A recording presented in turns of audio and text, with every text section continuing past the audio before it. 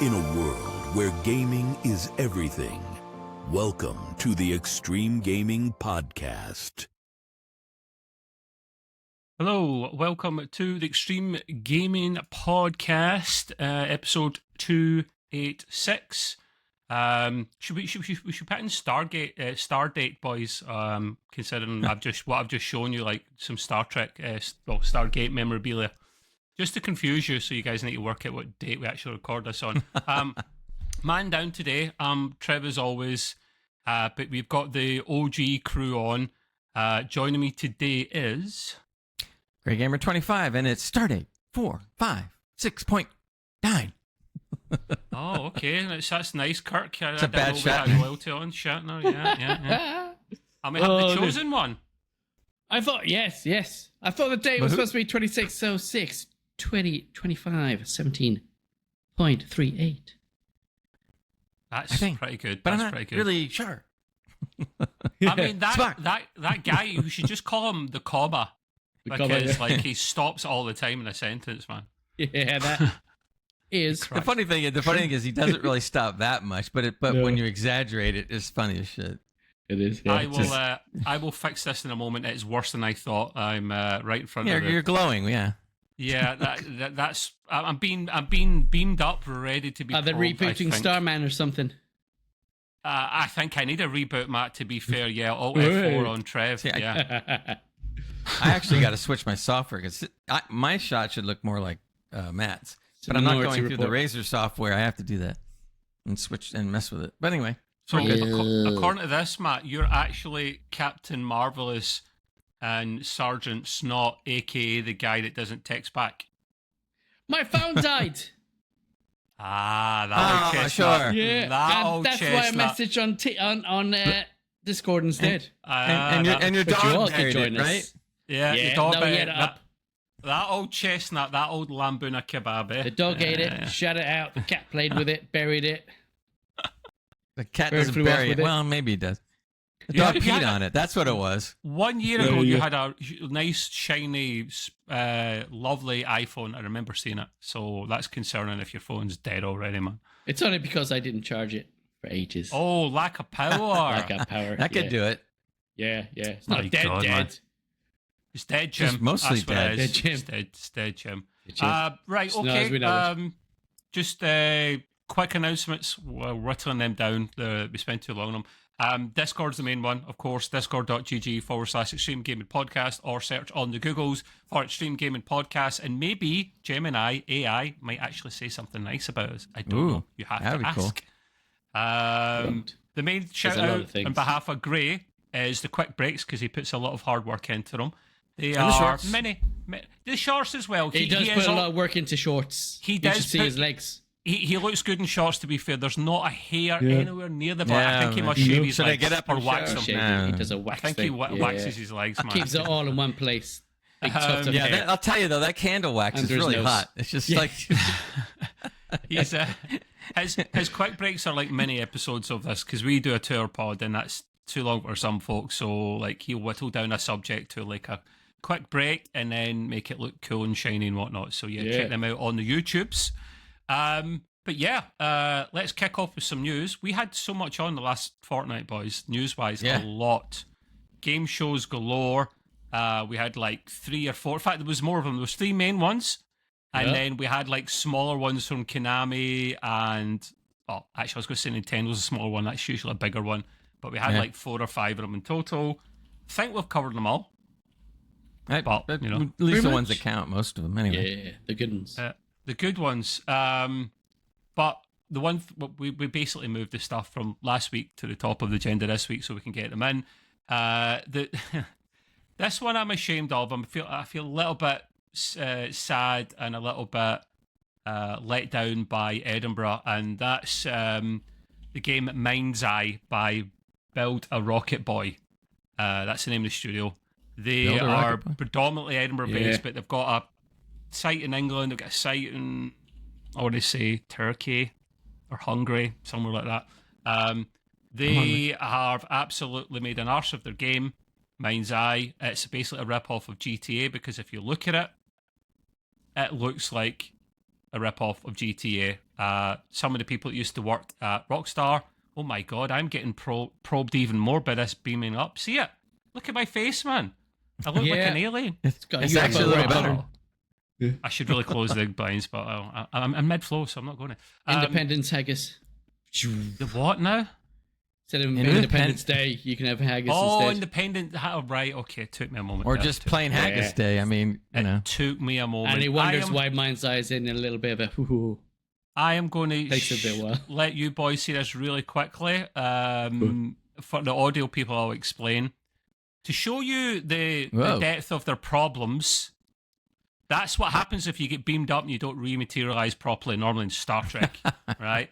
But this is what I'm describing here is a guy's face literally inside like steel bars or something, it looks like. Yeah, with his eyeballs out the top of his head. Yeah, he looks a bit like an alien, though. They look like antennae, to be fair. So, yeah, what can I say? Like, the guys behind it, two of their head honchos left not long before the game came out. They saw the writing on the wall, boys. They scarpered. Yeah, with their paychecks as well, no doubt. They're heartbroken apart over the buggy experience. It's so bad with bugs that for only the second time, I think, in PS5's reign at least, Sony were giving refunds to people, and Cyberpunk was the other example of that. Wow. Cyberpunk went on to do wonderful things eventually, but they've got a back catalogue. They have got The Witcher and whatnot to go back on. These guys have got nothing, just that. It's so bad, they're really devastated about it. Their publishers, IO Interactive, who I do know their name. So they did not release preview keys or anything for the media, so they knew it was shit, but they decided to put it out. I've got only so much sympathy, guys. If two of your main guys leave because they know how bad it's going to be, and you don't let media test this before it comes out, you know this game is shit, and someone is... I feel sorry for the guys, the regular Joes like you or I, the programmers, the designers. I don't feel sorry for the higher-ups because they knew what was happening, and they still released this game knowing it wasn't in a good nick. That is disgusting. Have we not learned anything, boys, in this modern day and age after Cyberpunk? This is even worse than that, though. Yeah. I mean, I can't believe that people actually left, and how much more do you have to be told that this is a problem before it comes out? And they just do it anyway. It's like, what? Well, this is why games are getting delayed now before they come out, which is not ideal. They're doing it with GTA because of their high standards and to avoid the crunch, the dreaded crunch that we all, as game players, did not want to actually let happen because these people make these games for us. They're exhausted. I'm thinking about them as well. It makes the end product bad. They've got rid of the crunch, so that's a good thing. But they've obviously just went, you guys are crunching to the end here. This game's coming out no matter what. They have released one or two patches, which haven't fixed a hell of a lot, according to DF, Digital Foundry, in their testing. Yeah. Probably just made it worse. It's got a 60% negative rating on Steam. Of course, PlayStation doesn't have a rating system, or maybe it does recently, a star system, but I don't know if it's implemented yet.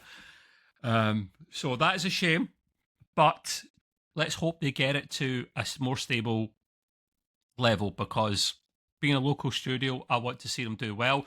We've got a big studio in Rockstar North here and a smaller studio in Build a Rocket Boy, and I hope they do survive, but they've had to make some, moving on to the second article, they have to make some redundancies. Not surprised. Not surprised at all. I looked on Google Maps, boys, recently to see where these guys are based. And is it within walking distance? No, it's not. Eggs at them? No, it's not. No, they are based in an area of Edinburgh called Leith. If you've ever seen Train Spotting, it's where that is setting. But it doesn't say Build a Rocket Boy outside like Rockstar North, so they're kind of, maybe they took the sign down when the reviews come out, like, let's hide, no one can see us. They probably took them down before they put the game out, for sure. Yeah. Let's put security on the door so no one can... There's no sign of any life. You look outside the building, you're like, hello? No one there. Shocking. Just the janitor. Yeah. Can you go over there and yell at him for us or something? Yeah, Sure. Yeah, I can You do will. that. You will. Yeah. Just tell them, just go there and say, I'm Trev from, Extreme Gaming Podcast. And they'll go, who? They'll know. They know everything. That's right. Yeah. So the layoffs, now, it's not like the States where you can just like fire someone on the spot, pretty much. The UK, really strict laws, which I've experienced in my own job. I won't say much about it, but someone was taking the piss of calling in sick all the time. Very hard to let them go because there's regulations in place. So with the system we've got here, they have to start a 45-day consultation process with the staff. They have more than 20 employees, so it's not 30 days, it's 45 days. And they're planning to lay off 100 or more staff. Now, they have 300 UK-based between two offices. So that's a fair chunk. That's a good third right off the bat. I don't know how they survive that. Maybe they just use what they've got left to bring the game up to scratch. I don't know. But has it... Now, I haven't checked this recently, but I wonder if the game has actually been removed from all the stores it's on. Wow, that would be bad, but I can see that. Now, it's still on Steam. Yeah, still there. Mostly negative of 1,860 reviews. So it must still be in the PlayStation Store, which blows my mind. Won't lie, boys. Blows my mind, that. Well, especially if they're giving refunds, right? Well, yeah. You should probably take it down for a little bit. Mm-hmm. Yeah, 100%. Oh, they have 200 staff overseas, so 500 staff total. They're getting rid of 100 of them based in the UK, so it might not all be the Edinburgh branch, but there's a secret to making that game good from the start. That is, you must have a crew under 100, because look how many games out there that are really great that are working with crews under 100. Yeah, so that might be key right there. It's a fair shout. It's a fair shout. I will move on from that. It's a shame that I'm not surprised about redundancies, but it's kind of self-inflicted, this one. So, yeah, whatever. Yeah. The other thing, this won't be of any use to Gray because he's a boring, doesn't like 16-bit malarkey. But Matt and other people may like this. And I will share my screen quickly and I'll describe it for the audio folks out there. This is a little, I call it a souped-up emulator application. Called 3D Sense PC, right? I'll share this and I'll show you boys what I mean, right? So, this thing here, you need your own ROMs, right? So, got to be legal and all that. Oh, you keep your own ROMs yourself? Don't be touching them. But this here is basically, it looks like a normal 2D setup, but then look, they've changed it a little bit. So, takes 2D NES games, kind of makes them 3D-ish, 2.7D, I'm calling this. 2.5D, I mean, but yeah. But it is pretty cool. It is on sale at the moment, 40% off, something like £7 something. So probably like $10. It just puts a cool little twist on your old classic ROMs, which I found really interesting. I don't have any ROMs, or maybe I do, and I just can't be bothered plugging them in and setting it up because I'm lazy. I'm lazy, guys. But yeah, I thought that was pretty smart. I like what they've done with this, to be fair. I'm sure there was better examples, some audio. Oh, there goes the music. Yeah, I don't think that's getting copyrighted somehow, Gray. No, it's playing again. Yeah, I'm playing it on purpose. But yeah, I thought this was pretty smart. Gray, would you stop that, please, mate? There we go. Yeah, so there you go. I can see his heart's going, whoa. A quick little look at that. Very positive reviews. Like, yeah, £7.19 at the moment, reduced. The Mario one on. The Mario one. Give him real grey hair. Putting the Mario one on. Do you know Nintendo eat people like us for breakfast? Oh, they do. And then spit us out and then eat us again. Yeah.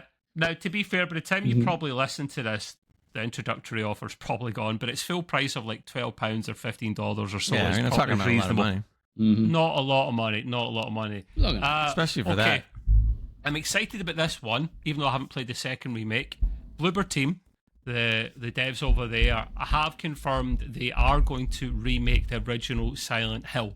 Now, Silent Hill games back in the day were classic, legendary. They had movies spanning off, which I enjoyed. I know a lot of people hated them. I liked them. They made Silent Hill 2 remake a year and a bit ago. Yeah. And they've announced this is in development. It'll probably no release date, of course, but it'll probably be a few years out. Bloober Team are the devs. Konami are the publisher. It's their IP. I haven't played the Silent Hill 2 remake. Have any of you boys played it yet? And if so, what's your opinions? No, I haven't actually. No. Well, I don't know. I need why to try didn't. at some point. Do it. I'm not in a rush. There's so many games to play. I was thinking, I know That's for Craig's sure. going to touch on a subject later of Dune Awakening, but I was so tempted to buy that because the price is only something like £33 in CD keys, and that's good value. But I'm like, Yeah, it is. I'm not going to do it because I've got so many games to play. By the time I want to, or I can get round to Dune, it'll be even cheaper. Mm-hmm. So, Or it could be a big hit and go up. very rarely that happens, man. Yeah. Rarely, but it is possible. Yeah. But yeah, I'm excited about this. They announced it really early, maybe too early. Silent Hill 2 remake is done really, really well. Bloober Team are a Polish studio. I did not know that. Let's not forget Silent Hill F is out a couple of months' time, few months' time. Yeah, it's Set coming in out shortly, Japan.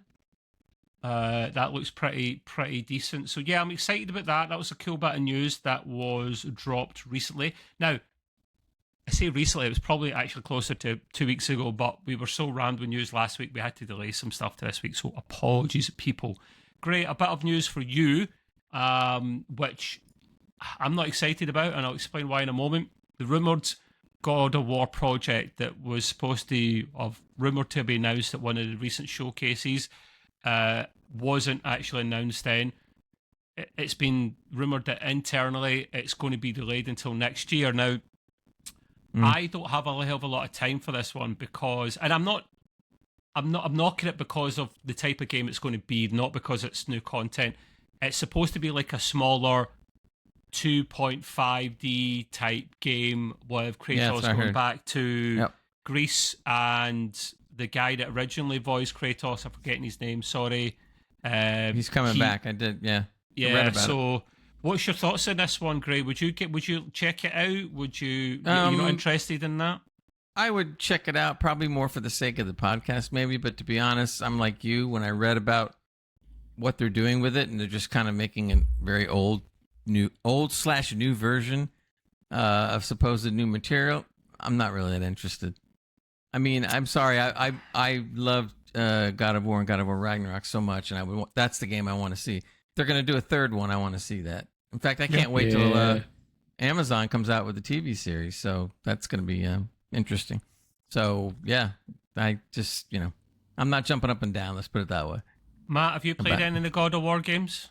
The recent ones? I haven't at all. I don't know why it was, but I wasn't interested at of seeing any of them for some reason. Though it sounds like I should do because it sounds quite enjoyable. Maybe it's a bit too linear for me. It's very deep RPGs. I mean, they're phenomenal. But Matt, honestly, the last two, especially Ragnarok, I'm engrossed in the story. Remember, I told you boys that I like Sony's first-party games because they spend like $200 million on them and don't put them on their Game Pass day one because they put so much effort into the storytelling and the scripting and everything. This is kind of like that. So enjoyable, man. I was so invested in the story, the characters. How often do you get that in a game, man? It's usually a TV show or a movie that'll do that to you. A game to do that to you is rare.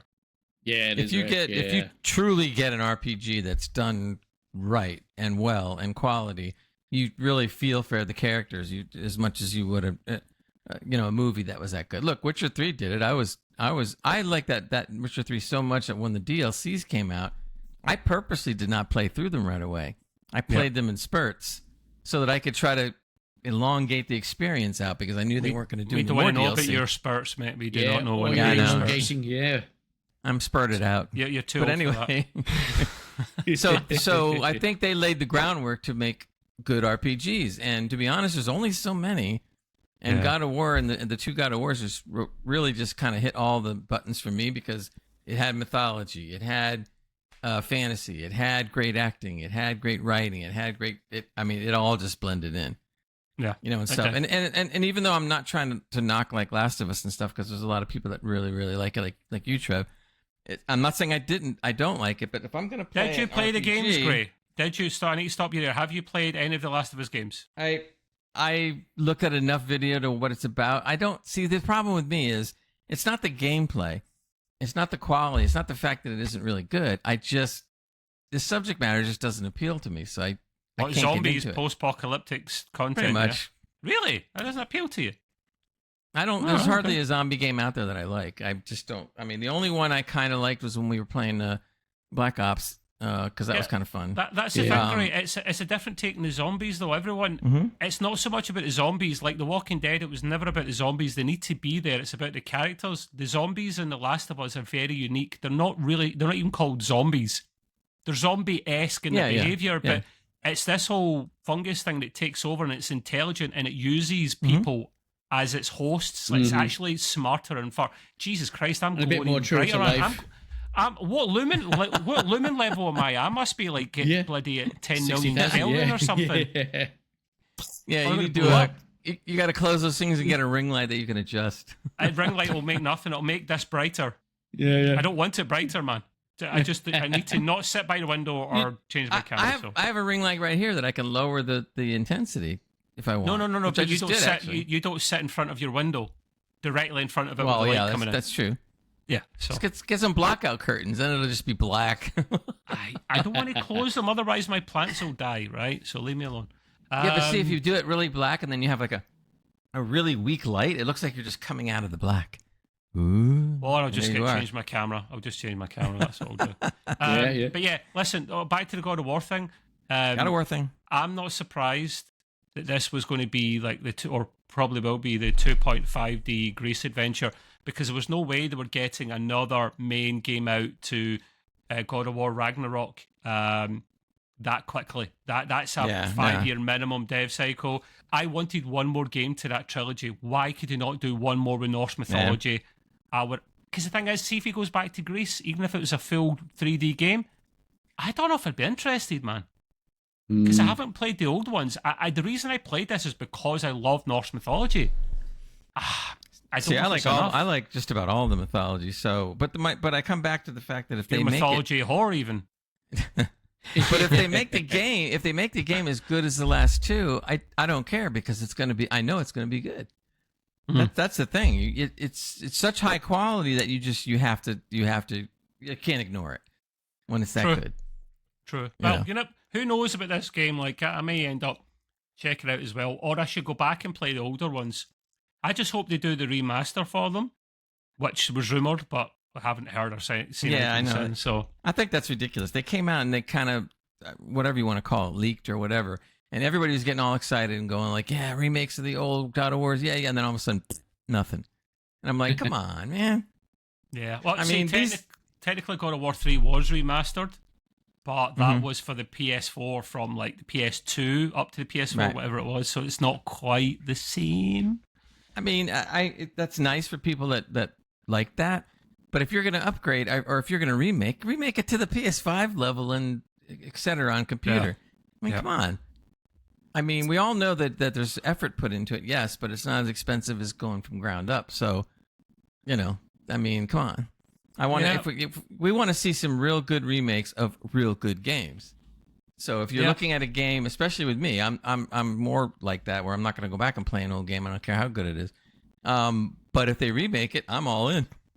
Well, I don't usually go back and play games like kind of first player games that I've already played in the past, because time or lack of time for me, and I've already played these games. There's so many other games to play.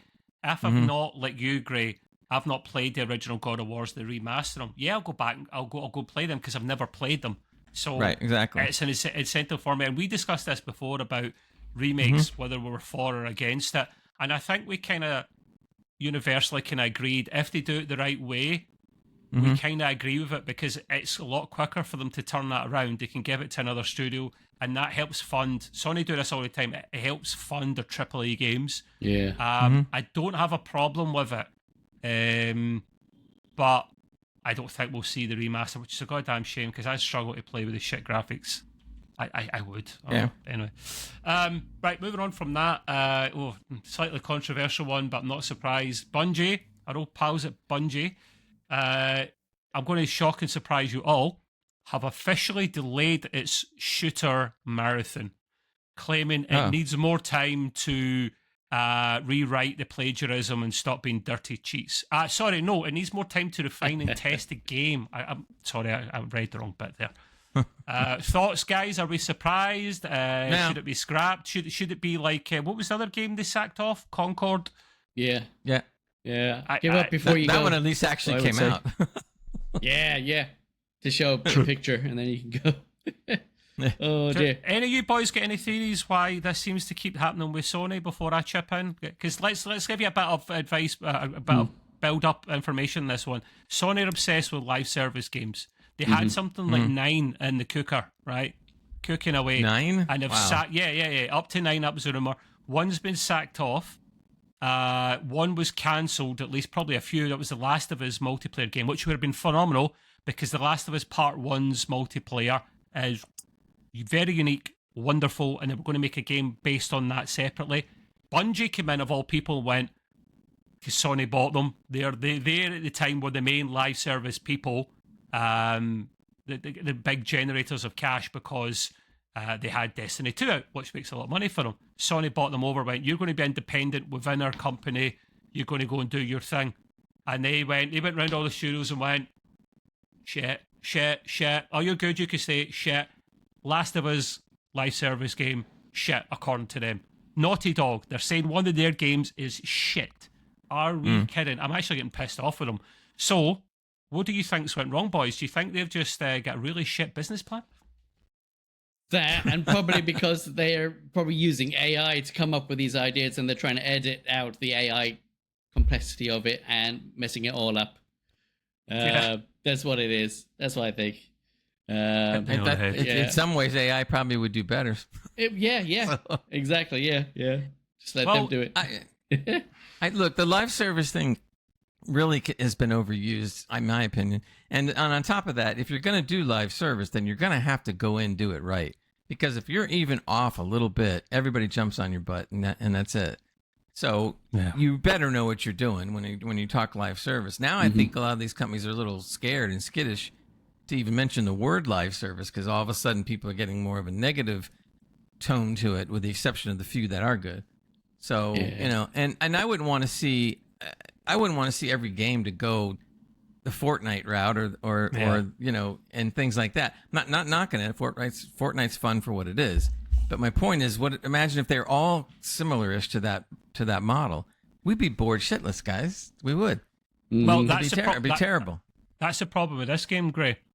It's a shooter extraction type game. You know, it's all been done. I think done exactly. Before. Another one. You're looking for something unique. You can't do something unique in the shooter space because it's been done already, man. Yeah. Think of a different genre and go with that. I mean, the art style is very. Obviously, it was plagiarized, as we know, but the art style is very unique. I don't know if I like it or dislike it. Apparently, they stole it off a Scottish artist, actually. This guy was like, I made this back like 5 years ago, and they've just like taken it all, man. I can't fight them. I'm just like one artist. I can't fight a studio like that, you know? So, but I think Bungie have then sacked the people that were involved. Now, this is when you do use AI to make games to an extent. You use it to help you create assets, help it to create art. Now, that's taking jobs away from the level designers, but if you use right, like Gray said, it's a good tool. We're not at the stage where it can make AAA games off the bat, and maybe it can make little silly indie games or something, but can't make big serious games like this. So I don't know if this is a good thing or a bad thing. Why is this not getting sacked off? Why are they not just calling it quits? So now the amount of money they spent in Concord, can I remind you guys of Concord? The last one of the guys head up in Sony before, like one of the high Hegians, he basically went in, bought, I can't remember the name of the studio, Firestorm, something like that. He went, I love this concept, I'm buying it. It's a hero shooter game, let's do it. It took so long to make, they put so much money into it. See, by the time it came out, there was already several of those types of games already in the market. They burned through something like $400 million and then they sacked it off. Why are they not sacking this off? Have they spent more than that? You know what? Sometimes, and it's stupid, but some of these AAA companies, it's an ego thing. Mm-hmm. So if they sack off a game that had so much hype and people are like getting kind of excited about it, they feel like, oh, we got to put it out because it's going to hurt our ego or what people think of us. They don't think about the fact that but then you also risk worsening your favor with people, but if it comes out like shit, So they're going with the latter to try and save face, then, Gray. Yeah, I mean it's really not the. I can understand it to a point, but it's not really the way you should be doing business. I mean, you need the money. Yeah, exactly. Show me the money. That's the bummer is it's driven by a lot of that, and it's just it's very, very hard to make a game in the live service category, as we discussed before. Very, very hard to do it. There's a reason why not many new people are doing it for that very reason. So they've probably got too much on the line. Yeah. This is one of Sony's main studios. If I'm Sony, I go right to the Bungie board. You're sacked. We are putting our guys on the board. You guys couldn't run a fish shop, never mind the games studio. So you get in your P45, which is the letter you get when you're sacked. In it. What is it in the US? We say P45 when you're sacked. What over here, I think the jargon is pink slip. Don't ask me why. Slip? Because it goes way. That is.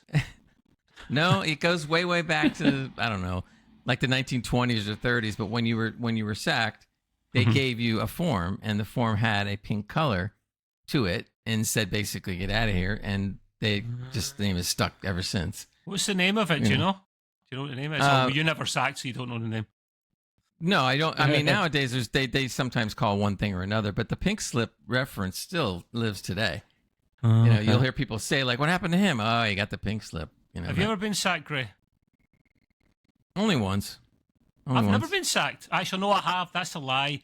I used to be a cleaner for about 6 weeks when I was very young to get some money, and I was too lazy half the time doing all the cleaning and stuff that they went, Trev, we need to let you go. And I went, thank God for that. I don't want to clean shitters anymore. I'm good. Thank you. Yeah. But apart from that, all good. No, my experience was more like the corporate bought over the TV station I was working at, and they just said, let's see, you're gone. You can stay. You're gone. And that was it. Matt, have you been sacked? Never. Matt's a good boy. Not by for trying, I tell you. I keep trying. Yeah. I give them many reasons. But I tried it every job I've been at, but they just can't get rid of me. Yeah, they're just like, it's too much bother. We go back to one of the Godfather things, and he goes, I tried to leave, but they pulled me back in. Yeah. Once you're in, that's it. What I want to do really quickly, guys, is this is probably pretty relevant. I should probably quickly read the statement Bungie released when they delayed this game, because it does add a little bit of context for it. This should be good. Go ahead. Quote, through every comment and real-time conversation in social media and Discord, your voice has been strong and clear. We've taken this to heart. I mean... And we need time to craft Bungie into the game that truly reflects your passion. Yeah, After much discussion, you two, I'm going to go over and Rochambeau both of you, right? I'm going need more time to craft. Wow. I can't help it because it's... There you go. I'm going to read the rest of that while those two are sacked off. Through every comment, real-time conversation, and social media and Discord, your voice has been strong and clear. Bungie statement reads, we've taken this to heart and we need more time to craft Marathon into a game that truly reflects your passion. After much discussion with our dev team, we've made the decision to delay the September 23rd release. The Alpha team created an opportunity for us to collaborate and focus the game on what will make it uniquely compelling, survival under pressure, mystery and lore around every corner, raid-like endgame challenges, and Bungie's genre-defining FPS combat. We're using this time to empower the team to create intense, high-stakes experience that will take a title at Marathon. This means deepening the relationship between developers and the game's most important voices, our players. Over the next few months, we'll continue closed testing, including participants from the Alpha, to deploy gameplay updates and test new features as they come online. Bungie's statement goes on to highlight the areas of Marathon we'll be focusing on and its additional developing time. It says it plans to double down on the Marathon universe and improving visuals, storytelling with a darker tone. You'll hear from us again later this autumn when we share the progress we've made along the game's new release date. Thank you for your patience and, more importantly, your passion. There you go. Now I'll bring these two back in again. There we go. I was able to read my whole statement because those two were in the backstage. But you didn't breathe, did you? Yeah. All I heard was. All I heard was. No, okay. No, but the thing that the reason why I couldn't something rude. I know. I'm not gonna. The reason why I couldn't resist though is because when I hear stuff like that, I cringe because it's such corporate BS. It's not even funny. Yeah, but I have to quote. If I'm doing a quote and you put in your own words, you've then fecked up the quote, haven't you? Because it's no longer a quote. Well, yeah, but you could actually make up stuff better than that. Let's put it that way. Yeah. That's up. It's the usual spiel, of course it is, but you have to read it out to see what they're actually saying. Like, are they sticking to the blueprint? Are they sticking to the what they've been told to say, or are they actually going to be honest and upfront with people? It's a bit of both in that statement. Yeah. I'm glad you boys can actually still hear what I'm reading on that, because then you'd be like, what did you say? What did you say? Oh, that's fine. That's fine. As long as the people heard it, that's the most important thing. It's okay, because I'll edit it out later. Yeah, there you go. I'm only kidding. And then I'll go back in and reinstate it again. There you go. How you like them apples? On next week's podcast. The next week's podcast, there won't be anything. Oh, yay. It's just silence. The whole thing is edited out. Yeah, I can't really add too much to that. Thank God. It's actually, I kept it short and sweet, that one. It's a long statement. It is a long statement. Well, the reason why they make long statements, seriously, is they sit there like to keep people so engaged that they don't know what they were talking about in the beginning. They're just like, oh yeah, that sounds good. Confuse the hell out of them. They won't understand. Exactly. They just wanted them to shut up so badly. They'll go like, shut, fine, whatever. That's great. I don't know how they fix this one, because the art style was ripped off of an individual artist. For them to change the whole art style would be massive changes to the game. So I think they just probably have to buy this guy out. And considering he's from Scotland, probably a crate of Iron Brew and a fish supper would probably do the job. And actually, the other side of the coin that could be happening too is that because of that, they figure they're getting enough bad press as it is.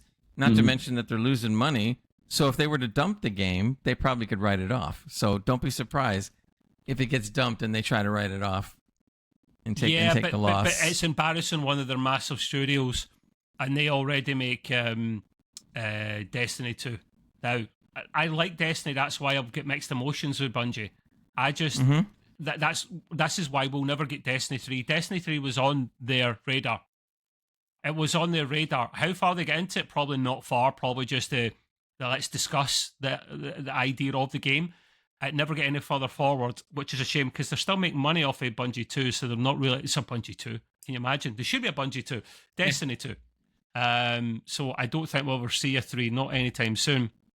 It's a shame, but we'll move on from that. It's just the shit show that is Bungie at the moment. Sony need to get the finger out. This obsession with live service games is ruining them. The last two things I've quickly got are side-by-side things. Any kind of decent free games or included as part of any kind of pass or anything, I like to quickly run them past your radar. For those that have Amazon Prime, you get free games every month, and we'll get some tasty ones here. Old Triangle Boobs Herself, Lara Croft, has had a remaster. They're no longer triangular. They actually look more square. They don't look Tina Turner-esque. Square. Remember Tina Turner? Which she had, they're very pointy. Not so pointy here. They actually look more normal. So, square. So we've got Tomb Raiders 1, 2, and 3 remastered. They should just call them Tomb Raider, the Boob Edition, or something like that. I don't know. Boobless, or I don't know. Yeah. The Boob Upgrade. The Boob Upgrade. Free. No, that's extra. That's job. DLC. That's DLC. Boobathon. Oh, God. Oh, we're honestly not sexist, honestly. Boobs. So look, yeah, they'd have to put Eve from Stellar Blade in there to make me play it. So I'm going to share something with you people. Gray's got a separate Steam account just to play Stellar Blade, the dirty dog that he is. And he's really enjoying it, so he tells me. I'm going to get into that later. Quiet. Yeah. You see I'll get into that one later. You don't wonder why he's so quiet. So hey, Tomb Raider. Eve, come over here. No. God, he's got a blow up doll now. Tomb Raider. Imagine she showed up and look on your faces. Tomb Raider 1, 2, 3 remastered, available. Are they available now? Yeah, I think they are. GOG. Today, June 7th. Yes, they are. I hope they haven't disappeared yet. Usually get them for the month. The other ones that might be worth a shout: Star Wars Rebellion, Saints Row 4 Re-Elected, and Saints Row 2, all on GOG. And remember, GOG's good. That's Cyberpunk's studio, CD Projekt Red. It's their launcher, and it means it's DRM free, so that's a good thing. There's other games as well. Dungeons of the Endless, I don't know what that is. Like, get amongst it, download them, or claim the license so you can get them whenever you want. The other thing, the PlayStation Plus Essential monthly games for July. Normally I only read these out if there's any decent titles, but there is a decent title, Diablo 4, which I have not played, but I believe one of you boys has. Well, it was originally, but now it's on everything. So, on everything there. Ooh. Any boys played it on? Did you play it on the pass? When it was no. Haven't played that one. No. Played the previous, I think it was. Yeah. Previous 3, yeah. Yeah, for a while. It's available to claim from. Well, actually, I said June. If I said June, apologies. It's July. July 1st. Available for all players and all tiers. So Diablo 4 is the big one. I don't like the top-down games. I can stand back. What was the? What is the game that came out from Larian Studios? The really famous popular game from last year, the RPG game. It's got the English voices in it. No, it's got English voice in it. It was really, really popular, but it's not my cup of tea at all. Larian Studios. Oh, these guys were playing it, weren't they? Baldur's Gate, yes. Yeah. Baldur's Gate 3, yes. It's like it's a type of Baldur's. That turned out to be a really good game. Yeah, no, but I can stand back. My point being is, and appreciate the quality and the beauty in the game, but still not like it because it's not my cup of tea. The genre, I mean. And that's this as well. It's not my genre, my cup of tea, but I can stand back and go, that looks really good, actually. We'll play it. Yeah. But again, amongst it, King of Fighters is on there as well. And Toussaint. I don't know any of those two games, but they're the games that are included as well. Right, that is me, gents. I believe we have Mr. Matt up, who basically is a key whore, a game key whore, especially a gay key. I'm a gaming simulator whore, and he'll play any simulator. In fact, I won't say that. Matt, what have you played? Wait, this is one. Wait, I gotta say something about Matt. Yeah. If it wasn't for Matt, we wouldn't know what these simulator games were about because they put out so many of them. It's hilarious. I appreciate it, mate. He's only guy when who you played did them. The things when you I did do. the therapy when you did the therapy simulator last time we talked about it, that was great. That was great. Funny. Yeah, that was good. That was good. All right, what do you got for this time? Right, this time we have the zombie graveyard simulator. That is fun. That's been turning heads in a good way. I get it. Yeah, there you go. It's a quirky blend of cozy management sim by day and a frantic tower defense by night. It really is. It's quite fun. So by daylight, you're a graveyard in boss. There you go. Boss. You buy yourself a plot. You're like, yo, this is it. This is why I see my life, digging dead bodies. Up, not up, down, not up. That's something else. Wait a minute. It's like crawl out. You don't have to do anything. No, yeah. Yeah, that's it. Yeah, in you go. Come out when you're ready. So there you go. So you do this, but you got places that you have to buy. So digging plots. So you have to start off by, managing a little garden sort of thing, or what do you call it, a graveyard style. Yeah. And then from there, a plot. A plot. Yeah, there you go. You stick a few bodies in. There you go, sort of thing.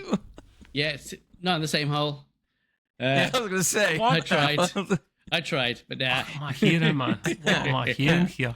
So there you go. Yeah, stay still. I'll be with you. So you have to like. Are you talking to your cat or your dead body? Dead body. Yeah. Do you sell the plots too and make money or something? No. Oh, that'd be awesome. No, Maybe all right. they'll add that. Okay. All right. If you're listening in, hey, there you go. Jesus Put our names in the game, Christ. and you can use that idea. We don't ask much. Yeah. So No, of yeah, course there you not. go. So you also got to upgrade your place or thing, so you can have like a crematorium for when you want to bake them. You can stick it in the oven. Burn bake- the bastards. You kill them, we grill them. There we go. So you also got like a flowers stand as well, and candles that you have to sell to make it that bit more money and to help mourners mourn their mornings. So there you go. I get it. I get that one too. Yeah. Matt, give it a 1 out of 10. I'd give it an 8. 8. It's Oh, quite okay. fun. Wow. It's That's good. interesting. That's It good. keeps you busy. You got to Does it? hire staff to help as well. Keeps you out of trouble. Keeps you out of from the trouble. arms of the law. Sort of, yeah, sort of. Maybe not, you know. Wait a minute. You said you hire people in the game? Yeah, too? yeah. So you got NPCs that you can buy to help out either with the graves, cremating, shop, the maintenance and stuff like that. It's Wait. pretty awesome. Now, wait. You Do can't hire the the people dead. that help? That would be so handy. What? That would be kind of cool. That'd be cool. Yeah. But does the help get like turned into zombies too? If there's problems? No, not that I've seen Ooh, so add far. that in the Anyways, game. That would be Developers. brilliant. Yeah, yeah. My NPC just stands there, just go, "Yeah, you deal with it," sort of thing. So yeah. Once that part's done, you got the sunsets. Boom, there you go. Total chaos. Zombies come in at you from 3 sides. Wow. Different types of zombies as well. Some that blow up, some that'll just come at you. So run. Oh, now we're talking. Yeah. And you have to stop them from destroying the graves and costing you money and income, of course. You do get like little bits of what do they call it, upgrades that you can buy throughout to make traps, turrets, which they could be here and there. Also, Nothing would be stranger than having turrets at a cemetery. yeah, that's it. Yeah. Oh, what are they for? No reason. They're just ornaments. Yeah. If you see a family coming in to see grandma that died and they all get shot by your turrets. That's it. Electric fences. What sick bastard game is this, man? Jesus Christ. I know. I like it. That's good. It is pretty good. It is quite fun. Wait, now explain about the turrets and stuff. How advanced are please. they, or how do they? I mean, so they're quite advanced. You got a shotgun one and a different one. I'll tell you about the shotgun one, and so it turns. Once it sees a wonderful zombie, it'll in range. It will try and shoot it, but the zombies will go towards it and try and destroy it. So you always have to do some sort of maintenance. You also got bear traps. You got electric fences and ones that you can put on the floor. So when they stand on them, they get shocked. Some of them might come alive. I don't know. do they burn up? Yes. Yeah. Some of them just Cool. go and die. So they are quite Tell me what interesting. does a bear trap do? Does it like snap them off at the feet or something? I mean, what? No, I wish it did. They need to put this in where bits of their bodies drop off and they're like, huh? Adds a bit. Man, we're giving them a lot of great ideas, aren't we? Yeah, there you go for your new update. Come on, get in, patch that shit in. We won't charge you. It is awesome. It is great fun. Yeah, it is good. I like it. Okay, what else Yeah. have you been playing? You've been playing another. All you do is play simulator games now, so I assume the second all one you will be a keep giving simulator me. game for us. Funny That's enough. all I give. It Did is. you hear him? That's all we give him. Yeah, give me some more. Come on, give me some more. Yeah. So anyway, so this one is the food truck shop simulator. Yeah. So this one is a fresh entry into the street food sims, Junior, with I'm hungry shaping now. up our flavorful ride. Yeah, set to launch tomorrow. There you go, or today. But Very Baby soon. Bell, he's got Baby Bells. Oh, I'm hungry too. I was going to go to shops for some bastard. Oh, they call told them me Baby Bells there. I thought that you just called them cheese wheels that actually sell No, Baby Bells there. Baby Bell's been Yeah. there. Yeah, Baby Bell's been around a long time. It's not red Ah.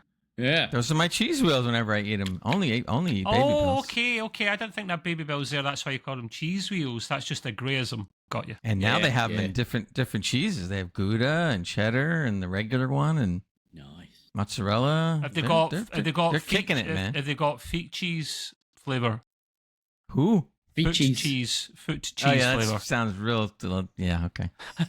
Gonna wait other places, but I'm not going to. My imagination. Matt, tell us about your other game, mate. Yeah. So, it lets you build your dream food truck from scratch. Maybe not from scratch. Yeah. Boasting a variety of street cuisines, from hot dogs to burritos, and navigate the chaos of urban food services. You will do more than flipping burgers. You'll be flipping something, I tell you that. To unlock new recipes, serve customers across different districts. Well, I don't know about that either. From Chinatown to Little Italy. Wars. Yeah, and gameplay blends the cooking, driving, and business into that. So yeah, your first-person perspective, where you go into this truck, which you can't do anything with. I don't know, telling you you can do this, but you can't yet. Okay. Anyway. So in the demo, it wouldn't give you much at all. So you're slicing things. If you slice too much of something, you can't store it, even though it says stick it in the fridge. You can't. Things are very chunky, very wild. You can't really do much, to be honest. I found it quite boring. It was needlessly really tiresome. So the 1 to 10 on this one's got to be low then. Yeah, this one it's a 3. I'm gonna say it's 3. Okay. You couldn't build to upgrade anything, and it was just a nightmare. I was just like, I was actually looking kind of forward to that. I thought that sounded kind of neat, and like that sounds awful. That's what I thought. I was like, oh wow, you can go in, grab what you need. I do like that prospect that you actually have to go around where you are, and it's a small area. To go to a stall to buy your veg and what you need. You know, you meet your protein, your veg, and your carbs and all that stuff, and come back and then. Did you ever see it? There's a show on Food Network, and it's called The Great Food Truck Race. Have you guys ever heard of that? No. The show's really good. I mean, it's been on for 12, 14 years now, but they basically have these guys, like you're saying, on the food truck. And they're all competing against each other, making all kinds of different meals, not just the typical things. And I thought maybe this was going to be a reflection of that, which would have been cool. You know, competing against other people. That would make a great multiplayer game for people that like that kind of stuff. That'd be great. I'd do it. Yeah. So it sounds like they fell flat on that one, huh? They have. Unfortunately, there are loads of bugs, balancing quirks that are expected, and they are showing things there. But yeah, right now it's just like I think I played it for quite a while, probably about an hour, just to try and get through it, and I was just like, nah, I've had enough. I deleted that. Oh dear. So what'd you give it out of 10 then? Clearly not an 8 for this one. You said 3. Wow. Yeah. Sorry if I missed that. It needs a big jump, either with their techniques, how they use their controls, for sure. Yeah, it sounds like a fail right out of the box. Yeah, that is pretty much polarizing difference between the two games, man. It really is. Like one shit, one good. Hey, why not? I mean, this is why you're doing the people service, mate. You're doing your public duty here to stop the people playing the shit games. I'm doing my part.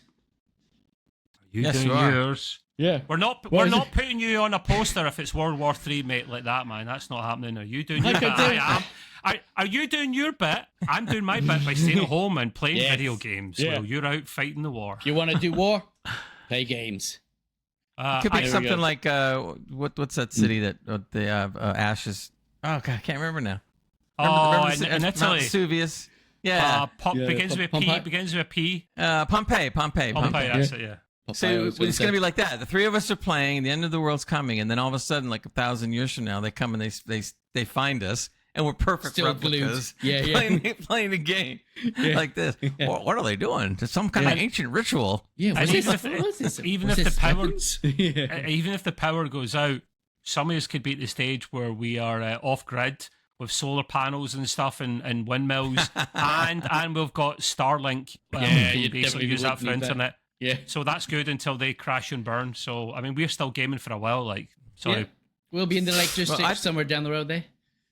I think we can actually survive because it'll be a real Rust world, and Trev is so good at that. He'll keep us alive. Yeah, he'll be running around naked with his rock in his hand.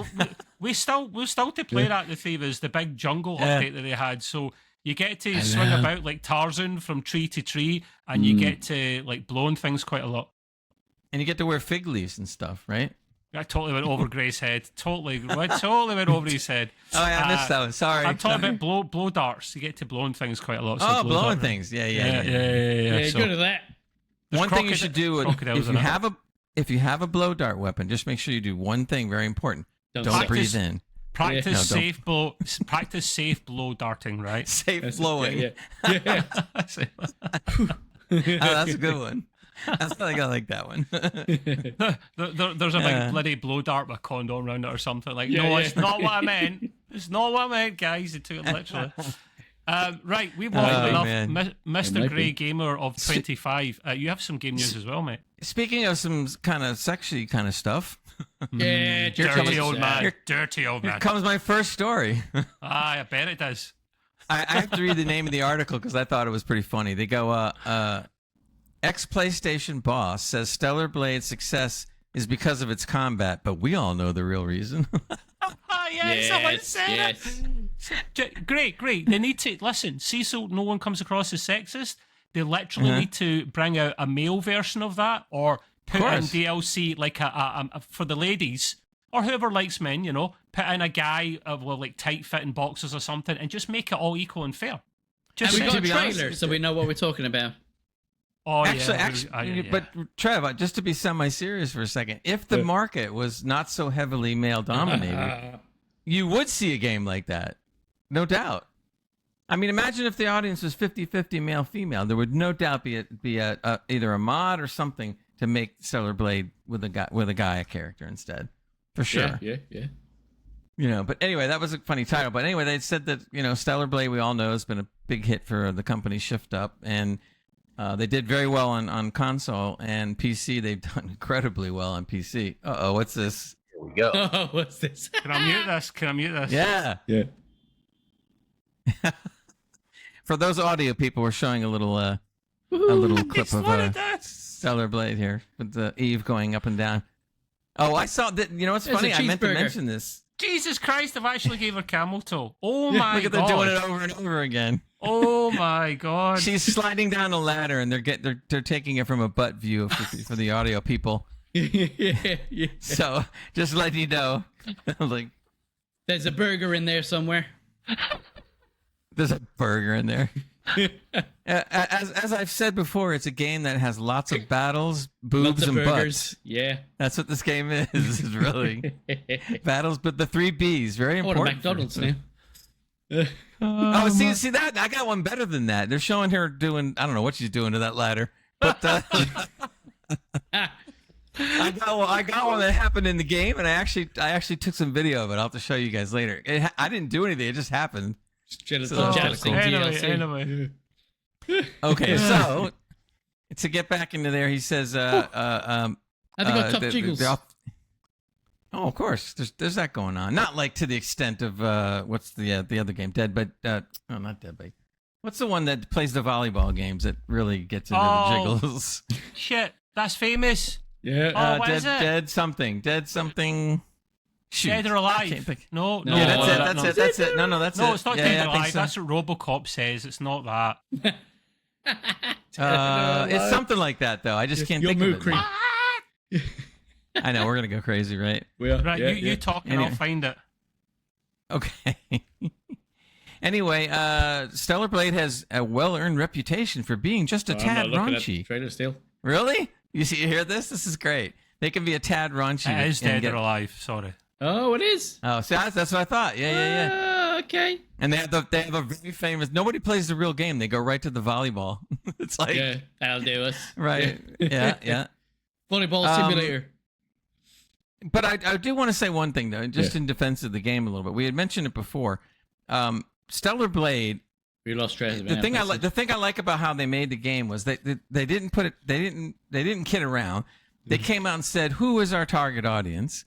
Okay, so in gaming, it's male dominated, right? And the male dominated audience like to look at beautiful women in their games. So they sit there and made a game for their audience.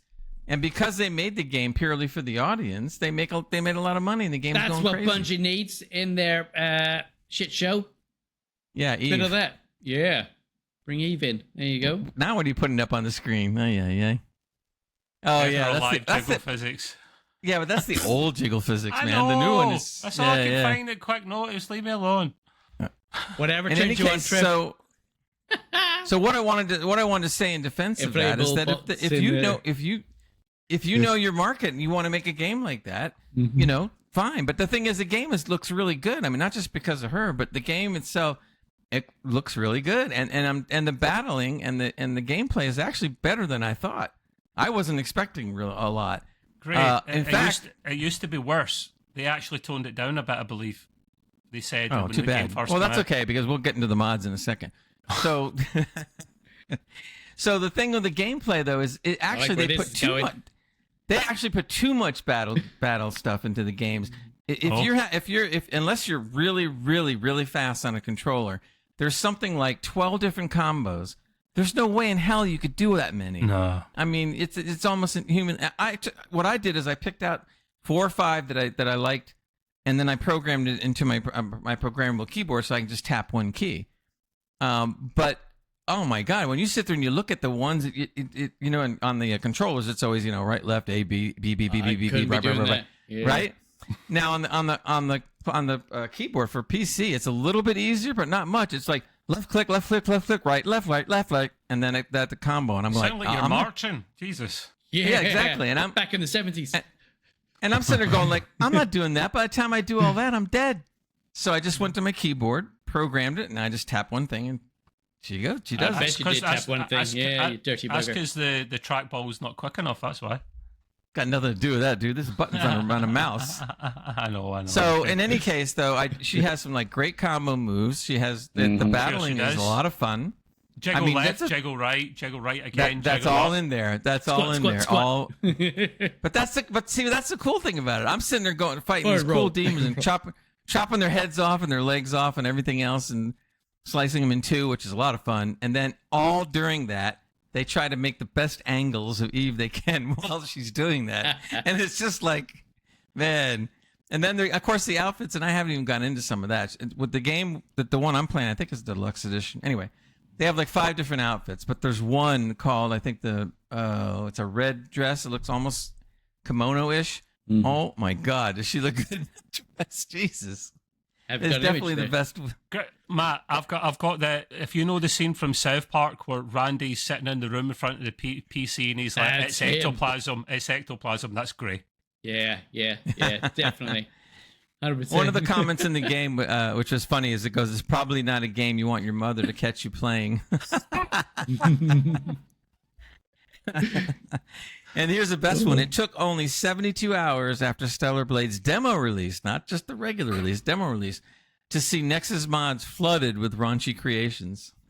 Why did it need God mods for this when bless it's them. already a filthy game, man? Why do you need Oh, more man. filth? Why? You know me, Stop I being have to greedy. I have to, put in the mod corner thing here now, so I had to go and check this out. We're going to have a I'm lot dead. coming up For next week. science. Yeah. Oh no, you should see it. It's unbelievable how many there are. But the funny thing is, they have a filter on the side, so you can click, don't show me any adult content or do show me adult content. So if you turn off the adult content, 75% of the Stellar Blade mods disappear. You're all filthy out there. You hear that, people? You're all disgusting. And we love you. That's right. But to be honest, I tried to cherry pick through a bunch of them just to see what they look like. I'll tell you right now, about 40% of them are all garbage. There's only certain ones that are. That's the case of most mods, Greg. Most of them, more than 50%, are normally crap. Yeah, but I mean, how hard is it to make a costume? Some of the costumes that I saw were like, Very hard, apparently. This is bad, and I'm sitting there. But then some are pretty good too. Mm-hmm. And of course, there's the ones where you play basically totally nude. Well, I know, cool. but. There you go. But I think the game is great, and so far, and I also like the fact that it's a kind of a looter shooter / battle / sexy, all rolled into one, which is kind of neat. So so it's enjoyable. I mean, and look, there's lots of players playing it, 3-4 million, whatever. So gotta hand it to them. Okay. Next story is something that I thought was kind of interesting there, and I've kind of reported on it a little bit before. Witcher 3, not the new one, not the old ones. Witcher 3 may be getting new DLC next year. Okay, they're doing The Witcher 4. Why? What? Does it ever stop? I know, but I'm seeing this and I'm going like, no, that must be. Maybe it links new. The fourth one to the third. No, I don't think they're doing that. But well, then again, we don't know. You could be right. But as we've heard now it's still supposedly rumor, but they said it's awfully strong rumor because they've already heard a lot of things. And apparently, it says here that it's being developed by Fool's Theory, which is the studio that is working on the remake of Witcher 1 and Witcher 2.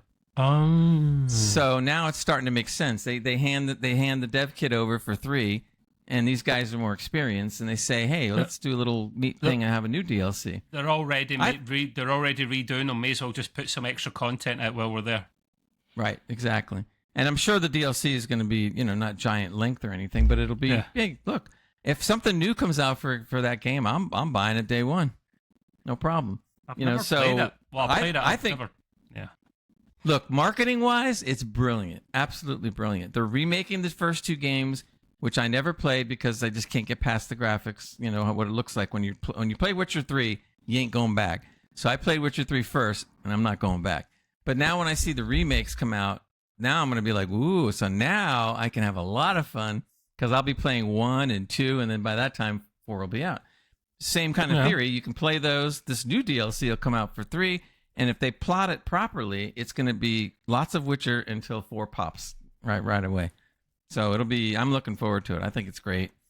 Interesting. Make more DLC. It's fine with me. There is one thing I wanted to put out there. There is a DLC of types. It's actually a mod, and it's called The Last Wish Project.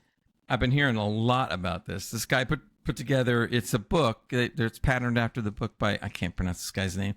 But the originator is Andrzej Sapkowski. Yeah, whatever. Well done. So basically, it's supposed to be one of the best stories in the early years of Geralt, and how he became to be known as the Butcher of Blaviken. So I've heard lots of good things. There's a really good trailer, a playable trailer on that you can see it. I mean, the gameplay, and it really does look good. So that's something you might want to get out there and take a look at, or head over to Nexus Mods or whatever. But I heard it's excellent, so we'll see. Interesting. Anyway, next story I want to talk about, of course, we touched on it, was Dune Awakening.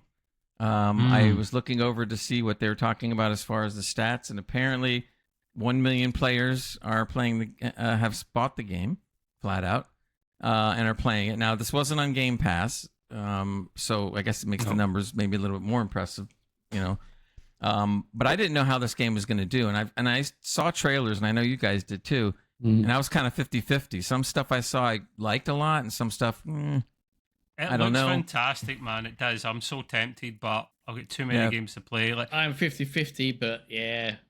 It's not because I got too many games. It's just there's something about it that I'm just like, nah. Well, it's a bit grey and a bit kind of orange because it's set in the desert, so there's only so much you can do. A lot of greys, a lot of oranges in there. I'm like, but for the greys. Apparently it's a massive open world. Oh, Jesus Christ. It's a massive open world survival game. Like, the world is huge.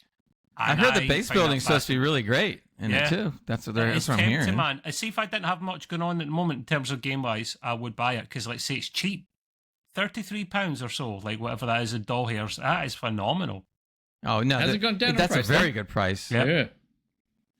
I mean, that's worth it. I mean, it really is. It's not bad at all. It was $39.99, I think. From maybe we can talk to Merrick over at Games to get that on his servers or whatever. I want him to get Rust in that before he gets that on. But that's true. That's true. Yeah.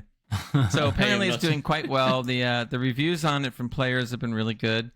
Wow, they said there's 121 million building pieces. That tells you a lot of base building going on. 120 million building. Wow.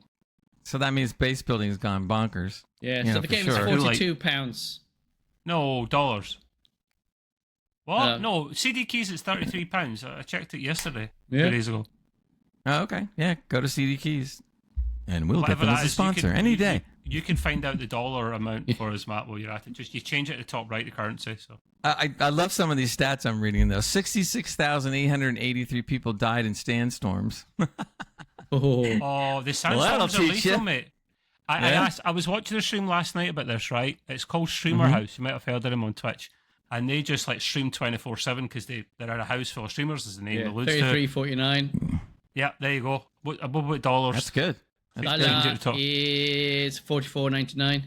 Oh, wow. Still That's not a too bit of bad. a difference. Yeah. But still, I was watching them play the game, and I was asking them questions about it because I never read the Dune books, but I watched the movies and I loved the movies. And you could see the big Imperial ship or whatever that's called in the sky, the one that the pilots fly, and that's where the Emperor or whatever his name is you don't interact with that. Mm-hmm. You don't interact with the sandworm apart from when it like bites your haggis off. You can't kill it. See, when I suggested, like, okay, can you not kill it? Like, is there a mission to try? And they looked at me like, no, you can't kill the worm. That's sacrilege. It's like sacred and all that. I was like, it's a fucking worm, man. Like, come on, it's a game. Get a grip. Yeah, but if you really think about it, the worm is massive. You wouldn't be able to kill that thing unless you bombed it from above. Oh, but do you think about it? It'd be a great mission, though, if you have to build Yeah. up enough players or enough technology or Yeah, baby weapons to worms. actually get it. But they are sacred, No, apparently. Like Tremors. Here's what they should do. The worm is so massive. You should be allowed to walk inside the worm, build a base, and then it should be traveling all over the place. That's It'd a be great great. idea. I like it. I would love that. I'm That would be sold. something else, yeah. I'm sold. 517,000 ornithopters are crafted. That's the dragonfly-looking ship. Those are cool. Yeah, that's pretty cool. They're cool. 6,110,000,000 plus grams of spice consumed. Boy, they're drug addicts. Yeah. That spice can be used for so many things, mate. That's it. The spice. True. Melange. Yeah. Wow. They're not using it for that. Let's see. 463,000 players ventured beyond Haggis Basin. Only kidding. It's called Haga Basin. I just had to say that. That'd I be was so going funny. to say. Yeah. I was going to say. Yeah. I couldn't resist. It was there. It was right in front of me. So that's pretty cool. We're gonna have to try that amongst all the other new cool I've heard games that we there's can't. quite a few glitches, and a lot of people were moaning, complaining online that some resources players are actually blocking off from, and pathways players are blocking off from other players from using, even though it's like plenty of You mean resources. there's griefers? No, there's Griefers. no such thing as that. Major griefers. Super You griefers. see? Queefers? Yeah. Oh, griefers. Griefers. Yeah, loads of queefers around. Yeah. Hopefully they'll get to some of that and maybe. Well, I Yeah, did Tail hear it about somehow. everywhere anyway. So I did hear about these problems as well that Matt just described. I've heard of other problems in the game as well. That the deep desert is a bit of a no-go because of other players being very anti-competitive. It might be the thing you're talking about blocking off resources. People don't want to go in the deep desert for that reason. yeah, a lot of people get harassed by other players, especially big game players. Yeah, they're gonna have to nip that in the bud, and they're gonna risk losing Well, people. They're That's just the thing picking they're on people, pretty much. That's the to take thing they're their doing in this resources. game. Yeah. They are sorting it. They are listening to Yeah. the players, and they are actively updating it and changing these things when PvP gets a bit too nuts or whatever. So Yeah. I've got to respect that. I do think what would be smart, what you kind of alluded to, Trev, is that in future, since it is live service, I guess a better live service than what we talked about before, they need to put in new content. I'll bet you some of the new content is going to be you can ride the worms and stuff. They got to do that. They have 4 DLCs coming out over the next year. You can get the deluxe version to get that included. And one of them is rumored to be in the north of the planet, which is the cold region, the kind of, the Cool. Do polar they have north. snow worms up there? Well, actually, maybe none. But, I mean, hey, Darn. rumor was that I always thought that in Dune, there was a small part of the planet from the books that was a bit lush and green. I've got a friend who is Dune obsessed, and that's what she told me. Like, there's a part of the planet that was a little bit like an oasis. Yeah. But then when I asked the guy playing the game, who's read the books as well, he's like, no, not as such. There are some areas underground that are lush. And I'm like, underground? How does that work? But, yeah, apparently it's mostly just desert planet. That's the thing. Well, we've seen underground things like that before. It's not anything new in movies. I mean, It's Yeah, artificial, isn't it? It's all right. They're channeling the sunlight in a way that actually hits all the The land that time greenery, forgot. or even some of the MonsterVerse movies. I mean, what's his name? Not King Kong? but Godzilla's Godzilla, right? yeah, Godzilla's buddies live down inside the Earth. That makes zero feckin' sense how that can manage to get bloody sunlight when it's inside the feckin' planet, man. It's got its Absolutely. own I mean, to be honest, right, exactly. Well, kind of, whatever it is. Micro sun. Yeah, but that goes all the way back to the 1800s and Jules Verne. I read the book Journey to the Center of the Earth. Same concept. Oh, So by the time they got to the center of the Earth, it was like, whoa, what's this? And Well, there's, stuff everywhere. they did say the MonsterVerse thing was my camera's frozen.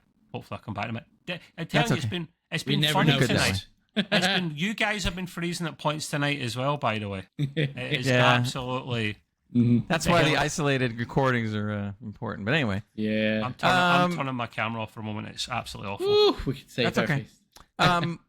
One last thing I'm going to cover, and I think Trev, you might want to chime in on this, but I thought this was kind of interesting. The title is "Where Are the Switch 2 Indie Games?" and it says indie developers and publishers discuss the lack of access to Switch 2 development kits. So they said the current titles of the Nintendo games basically don't really have many devs. They said that Deltarune, which I've not heard of, and No Man's Sky are among the only lucky ones that have gotten past Nintendo to be able to do a game.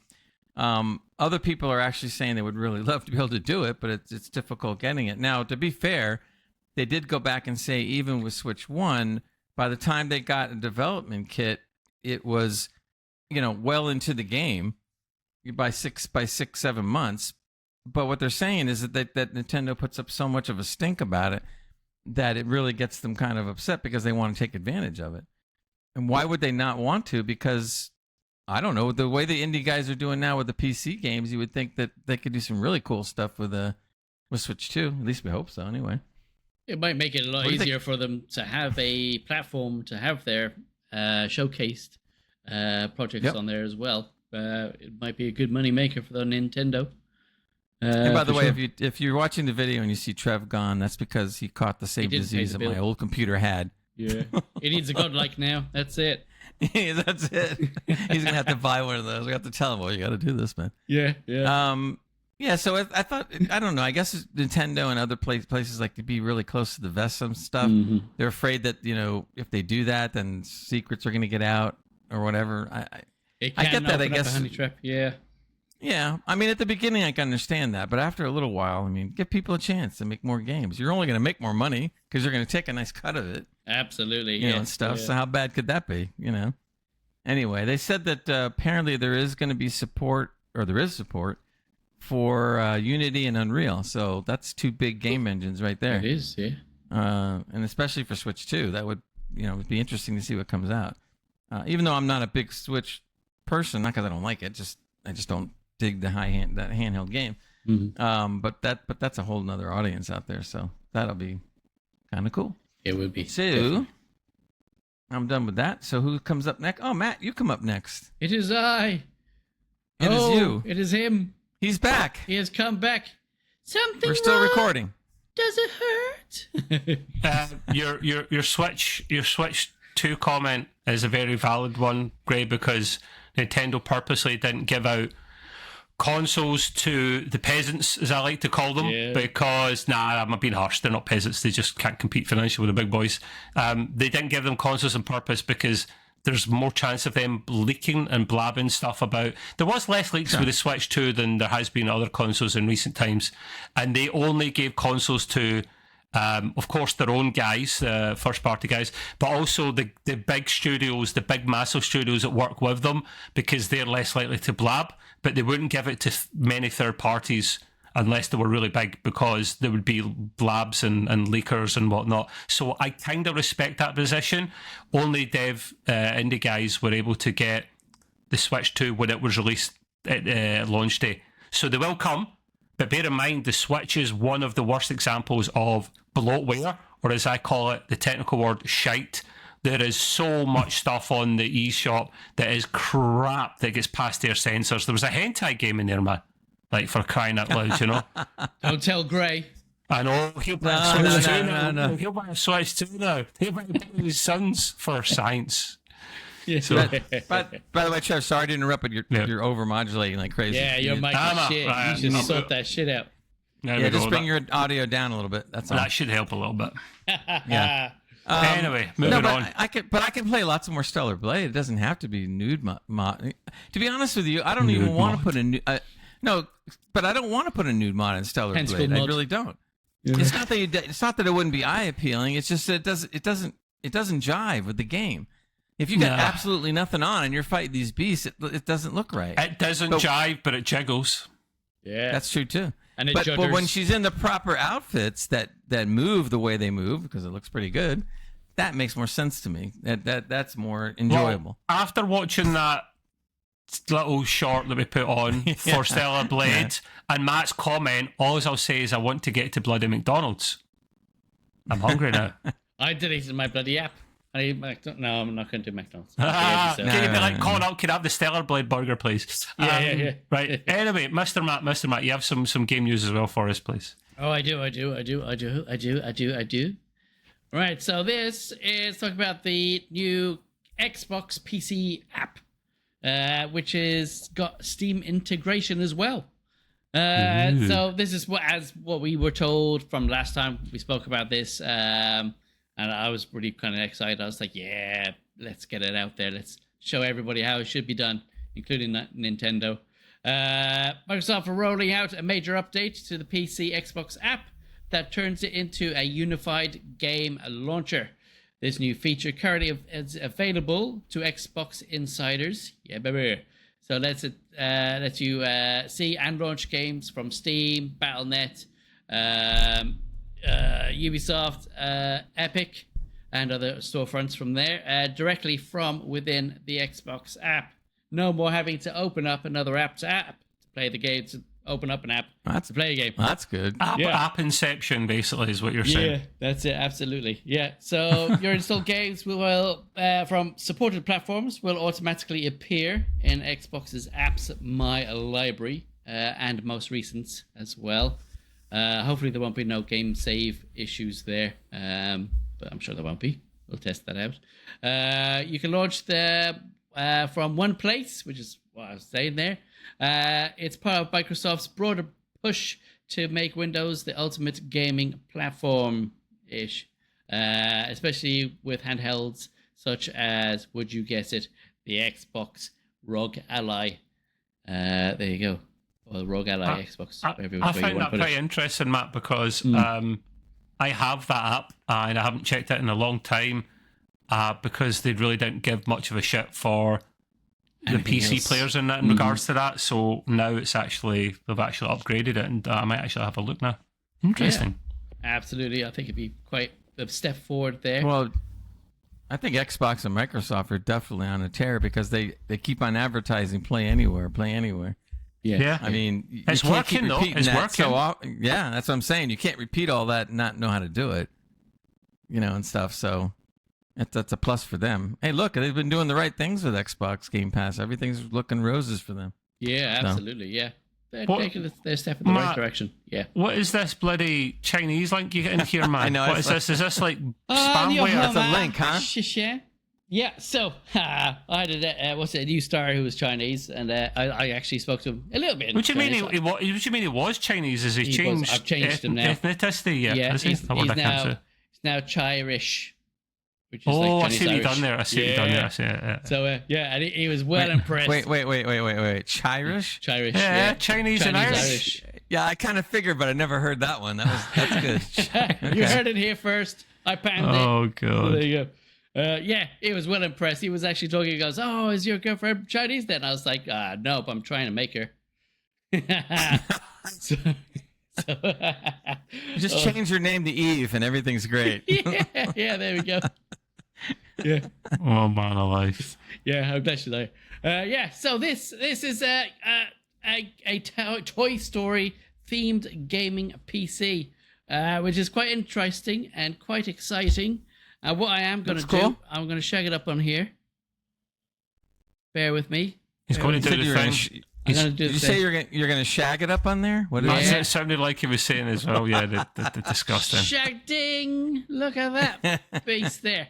Let me put my notes in the right place. Podge, man, what the hell? Look at this beast. Yeah, so MSI teamed up with Disney Yeah, and Pixar to create. I think it looks pretty cool. Look at that! Look at that! That looks pretty cool, Yeah. doesn't that? Look at that! Look at the hot colors on there, man. Very hot, there, Shaddy.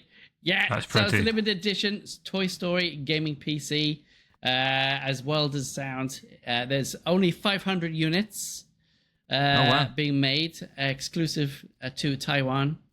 Unfortunately, typically, that's very typical, really, isn't it? So yeah, Buzz Lightyear themed here. Do the action figures come with it? No, they are they are part of the Ultimate Edition and the DLCs. Yeah, so you got Buzz Lightyear themed RTX 5070 GPU.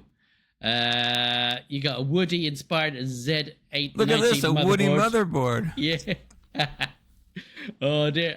There's the what's it? The RTX 5070. Wow, that's cool. That's not bad, actually, to be honest. There, you got a IO right here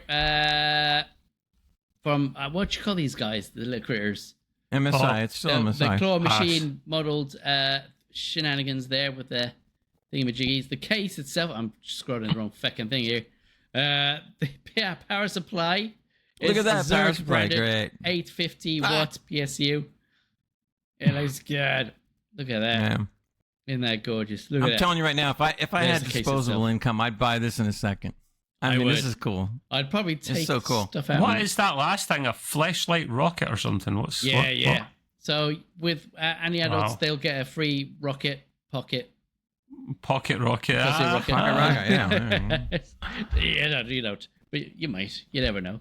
I should never have brought Stellar Blade up. No, Nope. you shouldn't. Look what happens. Amazing what happens what you bring up. Yeah. So it's More a than you beautiful. bargained for. Yeah, absolutely.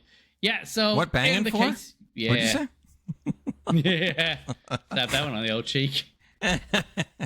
Wow. Yeah. It's That hard was to very swallow. cool, though. I'm glad you showed that. That is Yeah. pretty cool. So yeah, on there, it's definitely a collector's thing, and it's only what's it, Yeah. $2,700 US.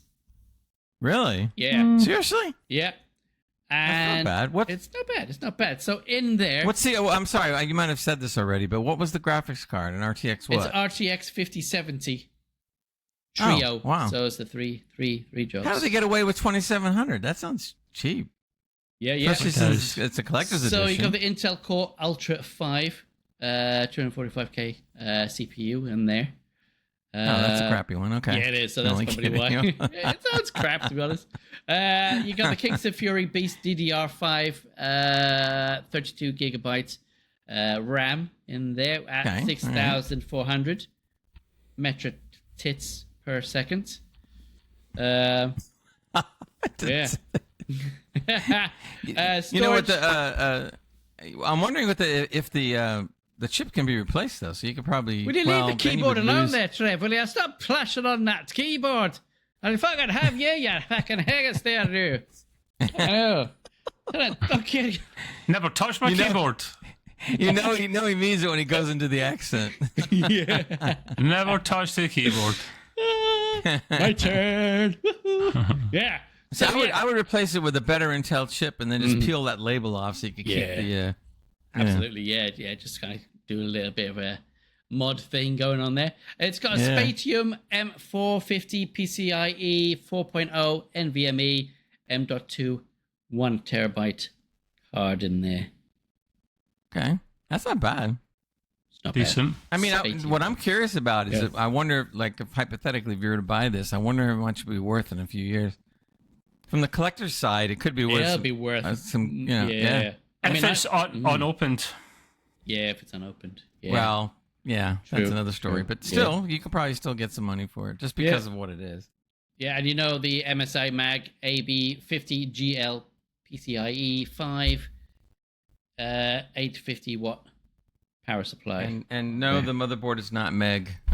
Godlike. No, No, it's not. No, it's MSI own made thing there. ungodlike. Ungodlike, yeah. It's more like toy style.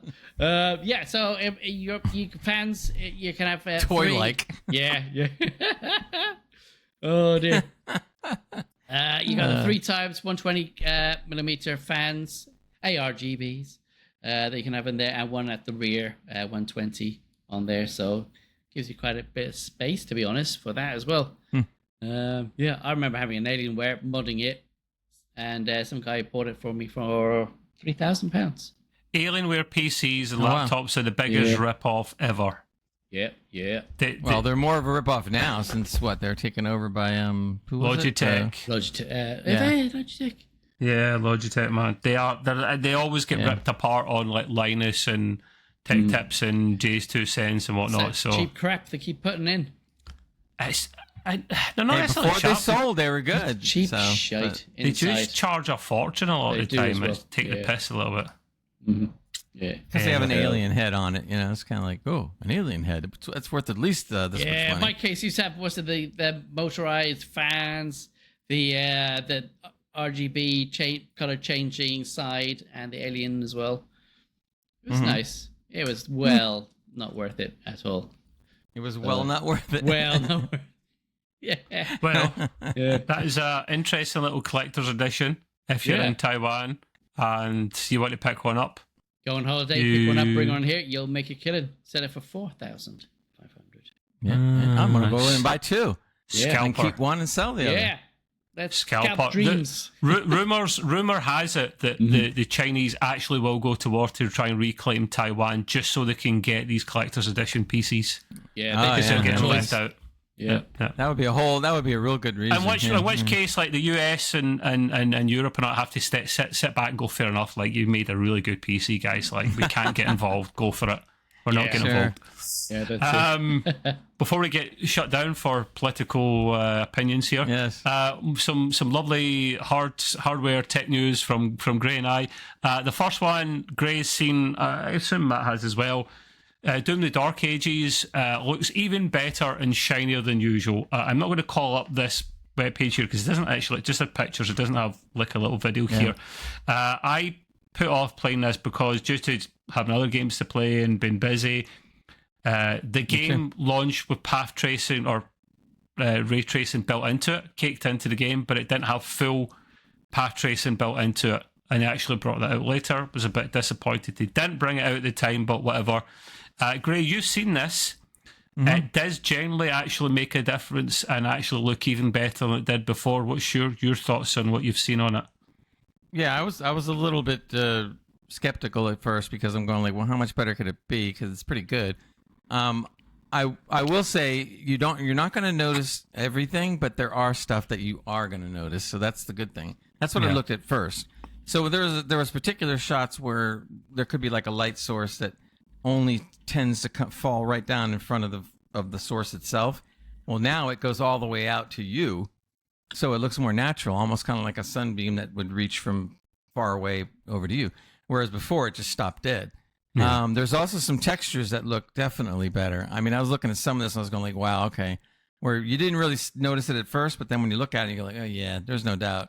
So there's definitely some differences and stuff. Now, I understand some people are going to say, well, yeah, but the game's so fast, you're not going to be able to see it. Like, yes and no. I mean, your eyes are still catching it. It doesn't mean that you're going to pick it out necessarily. But it's there, and they went through the effort to do it. So I think it's great, and you don't have to pay for it. So No, yeah, cool. true. That's nice. Yeah. Have you seen the upgrades, Matt? Did you see any of the video content they've done on this? No, Before and after? No, I wish I did. I'm watching it now though, and I'm just ooh. It looked a stunning game before. I have to go with the point originally where I'm not ultra fussed about it because it is a fast-paced game, so you won't see a lot of it. Although some things look more obvious, some of it's a bit more subtle. The good thing is, see if you run a game with full path tracing in it, it absolutely makes your graphics card cry and wish to go back to the factory. But it is boosted now with, or I don't know if it was now or at the very start, NVIDIA DLSS 4. So you could crank up the path tracing to max or near max. Just put on DLSS 4 if you don't have a peasant card, which is basically the 4000 series and below. Looking at you two, and run DLSS 4.0, and then you can just crank up the FPS again. Great. I've actually got a 5090, yo. No, you do. No. I would put the 3000 series at peasant. I put the 4000 at Prince. and then the 5,000 at King, maybe, I guess, or something. Maybe. Although there's still debate about that, because the 5,000 series didn't go well on the launch, as we know. No, yeah. We struggled to get one at MSRP. But literally, the settings for this are very customizable, as any kind of game is. So you can go in and play about with things until you get it just the right FPS for you. I'll be honest with you, it doesn't really suffer a hell of a lot putting these settings up. Very optimized game, as we know from these chaps over at id. I would go out and try it just now if you haven't played it much or you haven't played it at all. See what FPS you can get out of it. It does look pretty stunning. Digital Foundry done a great article on it, so go and check that out. And in which case, Greg, do you want to tell me briefly about the little video that you put in about the Dutch Doom guy? Oh yeah, that was great. There's I'm losing the actor's name right now, but he's known as the Dutch Giant. This guy is 7'2", but his physique is big too. So he almost looks like a giant at 7'2". Not just like a skinny guy at all. Yeah. He started Reacher season 3, where he played one of the baddies, and he did a wonderful job on that. Definitely helped boost his career. And then he's been doing this cosplay thing here and there, where he asked people, "What character would you like me to play?" There's a little bit of what we're showing now, but I'll do a quick breaks on this. But I'd never really thought about it, and then I'm going like, "Oh man, this guy should be able to pull it off." So as soon as I see the video, I'm going like, "Oh my god!" It's like the Doomslayer definitely came to life for real. Yeah, I mean, it looks great, and the costume, the people that built the costume were so good, and the shield actually spins with a blade on it, just like in the game. And I'm sitting there going, "Wow!" And they made a gun. You know how the gun is like much bigger on a character than is humanly possible. Yeah. Well, they made the gun as almost as big as it was supposed to be in the game. Not quite, but almost. And only he could lift this thing to make it look real because he's big. Yeah, it does look big. It looks excellent, man. He really pulls that off. I mean, if they made a movie with him, it would look great. It really would good. The guy is huge. He's like 7'2" or something in real life. No, he's taller than that, because Reacher's 7'2", isn't he? 7'2"? No, he's 6'4". This guy's 7'2". This guy's 7'2". He is the world's largest bodybuilder. Not best bodybuilder, largest. I liked what he done for. So this was sponsored by a few people, I think, this video, but Madame Two Swords was one of them. And he literally would stand as an exhibit in Madame Two Swords in Amsterdam. And as people passed by, he'd go, jump out at them, they'd shit themselves. And I was like, yeah. That's funny. I could actually hear a Scottish couple in there go at the end, very good, you got us there, well done, mate. I found that amusing. The guy done such a good job. He get given Xboxes and Imagine money to do this as well. He had a prop guys make him the outfit with the shield and stuff. He had a German prop designer make him the gun. It was a collaborative thing. Normally, I wouldn't really watch videos of it. They had a professional production crew, too, that made the video and whatnot, because it does look really good, and I believe it's in 4K, so it looks excellent. Yeah. I love the people on the street, though, especially the ones that knew who he was. Like, some people had these interesting looks on their face, not knowing who it is. That was good enough. Yeah. But when you saw somebody that knew who the character was, they just went like, "Oh my god!" They're like that freaking really out. Made it. Yeah, that is awesome. Just well done. I could imagine. I could imagine if you just walked right into a frame right now, and all of us would see him like, "Oh my god!" He would look so huge. I'll play the game. Sorry. I don't think Doom Guy is actually necessarily an overly large, tall player or character. I think he's. That's not true. I read an article, don't remember where, that they tried to compare him to what the actual physics in the game, how big the Doomslayer is. And they said the Doomslayer is actually even a little bit bigger than 7'3". But 7'2". He's close. Yeah, but they said it's close though. He said this is the closest to an actual real Doomslayer guy the way he's supposed to be. He's very close. I've got a good one for you. This character here, do you think he'd be a better Halo character for the series they did? Okay. Instead of that other guy. Now, I want to jump in on what you said, because he asks everybody. He always asks everybody, "What player do you want me to do next?" If you read the comments below the video, they're all talking Halo. Chief. Yeah, Master Chief. Yeah, it's all over. I think he'd be the better Master. Yeah. He would be a very good Master Chief. And there's somebody else that I'm not looking at the video right now. Stellar They Blade. mentioned a couple other. Oh, Stellar they said, Blade. Yeah. Yeah, there you go. His jiggle. No, they were saying ain't gonna jiggle well, much. the one for the women, yes. Yeah, But they mentioned Space Marine 40,000 Hammer Warhammer. 40,000K. Yeah. See, he would Space Marine. He would be a good Space Gordon Marine. Freeman. Hello, Gordon Mr. Freeman. That would be I good. don't know about that, but he's too big for that. Anyway, I'm conscious of the time. We'll crack on, guys. too. But yeah, go and check that video out. He's literally the Dutch guy, or the Dutch giant on YouTube. Pretty cool. The other thing that was really fascinating hardware tech news this week, actually, this was posted in our Discord as well. Valve, okay, they take 30% off of developers, but they're a private company. They do really well, offer you a very good service, and very rarely, if ever, go down. They have updated their software again so that you can call up an FPS counter in-game for all their Steam games.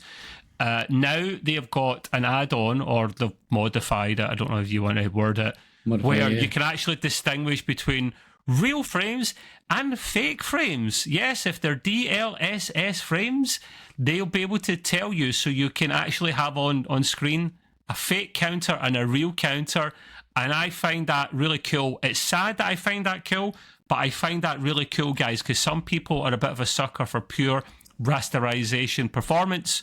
Gentlemen, discuss your thoughts. Is it cool? Is it sad? Will you use it? Will you not use it? Definitely usable. I don't think it's too sad. Yes, you're a geek. You're probably the only one. But yeah, I think it'd be very handy, especially if you want an actual proper outcome of what frames you are actually having, what you're using, what your graphics cards uses. It'll give you a better frame of mind of what you're doing. Frame of mind. Yeah. What I thought was the over. Yeah. I like how the overlay is, though. The overlay, first of all, goes at the top, and it's very skinny, so it really doesn't intrude too Have much. you guys tried it yet? I haven't tried it yet. No. Funny enough, I was playing Minsk. I do. A demo. I'll talk about that next week. And it came up on the thing, and I was like, how the hell did that get up on there? Because I was just like, I didn't put that in there. So I was like, oh, maybe it's a game thing. And so after that demo, I was playing other things, and it would come up with every single game I was playing. And I was like, where the hell did this thing come from? So I'm looking through Xbox, I'm going through NVIDIA, going, where the heck is this coming from?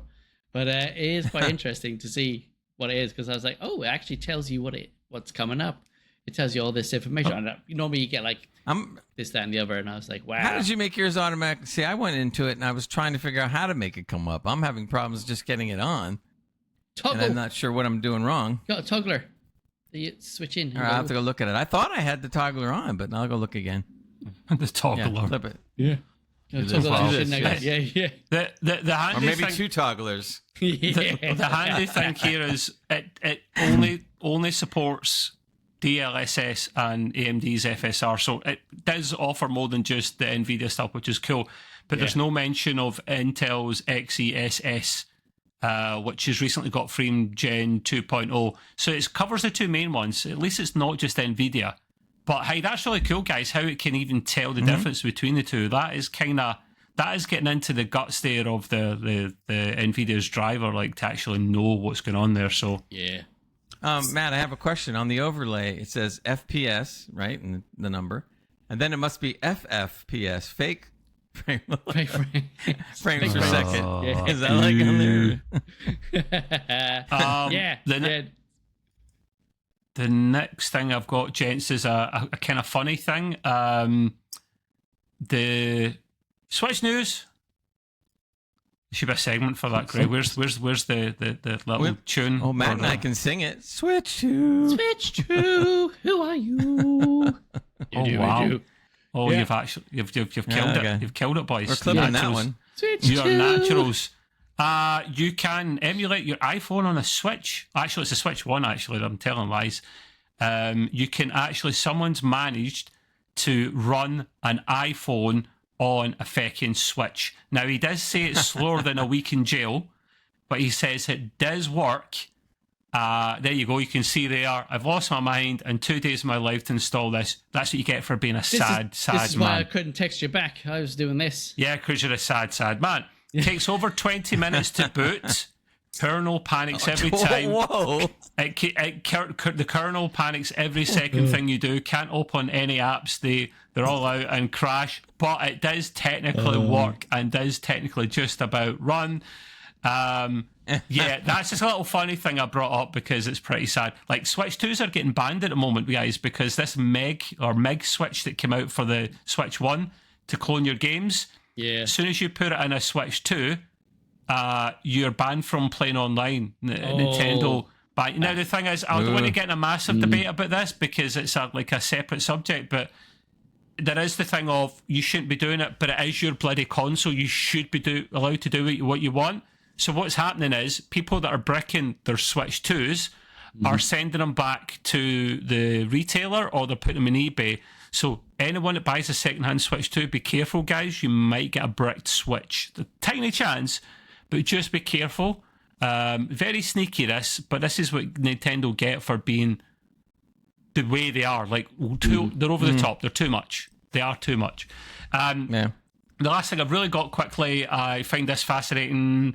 New standard of HDMI that's out. Now, I know that sounds really sad, but it's not needed, not for a long time, but I wanted to quickly discuss it anyway. We are at HDMI 2.1 at the moment, which has a maximum of 48 gigabits a second. We're now at 2.2, double the bandwidth of 2.1, so it'll give you 96 gigabits bandwidth, right? Cool. Now, there's a standard behind this. HDMI is a licensed thing, but like Thunderbolt was for Intel till they made it open source. You see HDMI in the back of a TV on a graphics card. Samsung or Nvidia need to pay a little bit to these guys to use that. And if you want to be an official ratified cable, you want to make sure you've got the right cable. You have to get one that's got the official logo on the front with a QR code and the little hologram foil thing. And they usually are more expensive. These cables is will that not be just like a price pushing gimmick? Yeah. Well, no, but it does make sure they're official because you can get ones off Amazon, Matt, that say they can carry it and they can't. So it's a way around it. Now, same with their chargers as well. So to give you an idea of what this can actually run, which is absolutely batshit crazy, you could, if you wanted to, run 4K at 480 hertz, if you wanted to. And there are monitors that were coming out to do that. You could have 8K at 240 hertz, right? Or that's pretty good. Two more, 10K at 120 hertz, even though it doesn't fucking exist. And if you want to go into the future right now, borrow a TARDIS, 16K at 60 hertz. Now, no one can run anywhere near that, but hey, I'm not complaining. They're future-proofing it. We are struggling to bottle out 48 gigabits a second, so I think they're just getting ahead of the game here. I find it pretty cool. Those cables, when they do come out, will be stupidly expensive, and of course, they're backwards compatible. They're calling them the Ultra 96. So it's a good name. Yeah, it rolls off the tongue, doesn't it? So I think they go up to the highest number that you can't attain. I like things like that, even though but DisplayPort 2.1 or is it 2.2 came out recently. This beats it. This beats it comfortably. I think it carried 50 gigabits a second, so it was just a wee bit better than 2.1.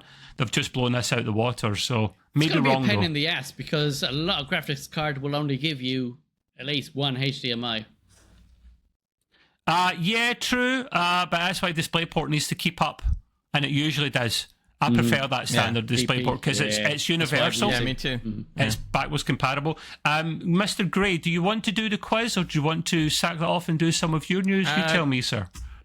I'll do my news because I didn't have time to really do the quiz properly. So no, or we can end worries, it here and just I can go on next time. Yeah, no. We got 5 minutes, my man. At least 5 minutes. So crack on. All right, I'll run at least the first story. Yeah. This is something that's pretty cool, and we could all talk about. Basically, it says AMD researchers reduce graphics card VRAM capacity of 3D rendered trees from 38 gigabytes of VRAM to 52 kilobytes. Okay, that's impressive. Kilobytes. Sad news, but it's impressive. Right, with work graphs and mesh nodes, they call it. So I was looking at this, I'm going like, whoa, 52 kilobytes. I thought I was reading it wrong. I'm sitting there going, how could it be that small? But apparently they said that when you're on a regular game, and we always see this, you're riding through the forest or something on the horse, you always see the trees start to pop into frame as you get closer, and they disappear as they go back. Yeah. And we're all used to seeing that. Well, now apparently with this new technology, they can basically render all the trees, and you'll never see them pop in again. They'll always be there, which you couldn't do before because it was impossible. You'd have to swallow so much VRAM that people would be screaming and yelling at you. Assuming this all goes down properly with this capability now and everything, wow, you're going to see a real change coming up, especially with the GPUs that don't have to worry about that anymore. Essentially, this could mean that you could run an 8 gigabyte VRAM card that'll look as good as a 24 gigabyte because you don't have to use up all the RAM. Does it still look good, Gray, though? That's the main thing. Like, Yeah. It's like AI stuff with fake frames. These things have got to look good enough to be worth the while. That exactly. So they said the level of detail is extremely high. So Wow. I want to see a video of this. I'm hoping we can see this eventually. Are we trying to say that Call of Duty might not actually be 200 gigabytes in the near future? Yes. Who I think knows? there's some reason to push it up, though. Yeah, well, they'll probably do. No, what they're going to do is they're going to do fake megabytes. Yeah. So or gigabytes. So you're going to say like, listen, the game really only covers 30 gigabytes, but we're going to put in another 130 of nothing, just so we keep the game. That is mad. Data compression and algorithms involved I in wouldn't it. put it past them though. I really wouldn't. They probably would do something like that. Because people will go like, the game was only 30 gigabytes. Am I getting ripped off? No, really. You're getting 200. You didn't look close enough. Wow. Okay. Wow. I find that cool. Anyway. I find that cool. Yeah, you get time for your other article, mate, if you want. I mean, this just to go back on it for a second. If this all holds up, and it's revolutionary. It's not just good. I mean, it's mind blowing. Well done. Well done. NVIDIA, I've heard about this a while back, and we may have touched on it in the Me podcast. too. But NVIDIA's DLSS is going to switch from to the transformer model. Now that used to be the CNN, not CNN, the news. You explain network. this one, Gray, because I was going to talk about this until you put it on, and I was like, no, this just hurts my head, and I don't know how to actually describe it. So good luck. Yeah, I know. I'm not going to say I'm a pro at this either, but the point is that to keep it semi dumbed down. Their process before that was called CNN is obviously not where they want to be, and they've been playing around with the transformer model for quite some time. Robots But in now disguise. Sorry. But now they apparently want to feel like it's ready to come out. Sorry. They want to bring it out because they feel like that it's ready to hit the public. So they're claiming that it's going to be a 4 times uplift in computing for GPUs and so forth. 4 times. So supposedly that means that everything we're looking at is going to be significantly better on performance improvements, all kinds of wide ranges to be used for developers and gamers that they can mess around with it. But they're all saying this is not just a simple upgrade, that it's a significant upgrade, they're calling it. And they said they've been working on it for something like 6 months, and basically that's going to be applied soon. Yeah, I did that same... When they first announced the Transformer, I actually did this. So I put it in our Discord many, many months ago. For the audio people out there, he put up a Transformers robot, movie thing. The show movies. Sorry, I know. The other one is the 4080. Yeah. Sorry? The yellow one's the 4080. Yeah. What I think is really funny about this, and maybe they did it on purpose, is first of all, the first model they used was CNN, right? The news network. Now they do Transformer model. The movies, Transformers. I mean, come on, guys. Lawsuits here. This is Americans we're talking about here. They love a good lawsuit. Yeah, that probably won't happen, but it is a little bit goofy and a little bit. Wait a minute, now you went CNN, now you're Transformer. You sure you didn't do that on purpose? Gray, I can't do this justice either. That's why I don't do it. But the gist I did get is it is a big deal. It is a very big deal in the field. It is a big deal. There's one thing if you Google this and you see the article or whatever. They have a picture where they show you Aloy from Horizon, and she's carrying a backpack, a little pack pack on her tush. Jiggle physics? Not really, but when you see the bag, which looks good anyway, on the left, which was CNN, right? Now all of a sudden, with the new Transformer model, you definitely see considerably more detail, more finer detail, and its backwards compatible with all cards. Correct. Yeah, correct. Especially the 4000 series too. Too. It's in card. So this should be this should really be interesting because now we're going to see some extra stuff coming out of our cards, which is really I think it's pretty cool. Get more than sawdust then. Yay. Hey, that is cool, mate. Yes. I see. Listen, we all kind of love this stuff. I think me especially. Like, I love I know it bores some people, and this podcast is available to like a couple of different footballing platforms and stuff, and some people might not like this. This is why we cover everything from hardcore PC news, like tech, game news, game reviews, and consoles and PCs. We do a mixed even bag. The Switch too. Even the Switch too, yeah. Which just gets its own segment just to piss these boys off. We cover everything to keep everyone happy, but I love it all, especially the PC stuff. So yeah. Right, yeah, we'll probably call it there, boys. There's always, we usually fill 2 hours most of the time. We're back with the quiz next week. Gray was a bit rushed. We'll just blame Matt for that one, for his phone dying for the quiz. So, yeah. It's all your fault. If in doubt, just blame Matt. It's fine. It's the best way, yeah. We will be back next week. As always, we're getting closer to the 300th special. I won't say what we'll do for it, because every time we say we'll do something, nothing happens. So we'll just, make it happen. And by the way, look for the video version, and even on the audio version, I might be slipping in a couple little goodies. So be listening for it. Buy us a drink first, Gray. Buy us a drink first. Yeah, you filthy animal. Anyway, right, we'll call it there, boys and girls. Thank you very much for your time. We'll see you next week. Thank you. Take care, guys. Have a good one. Goodbye. Everybody sing.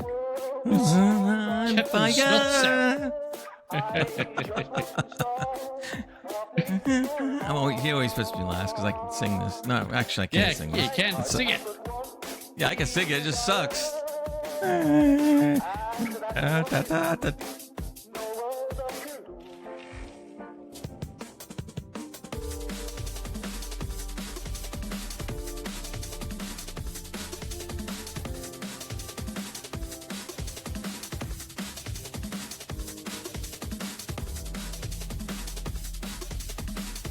Well, hello there.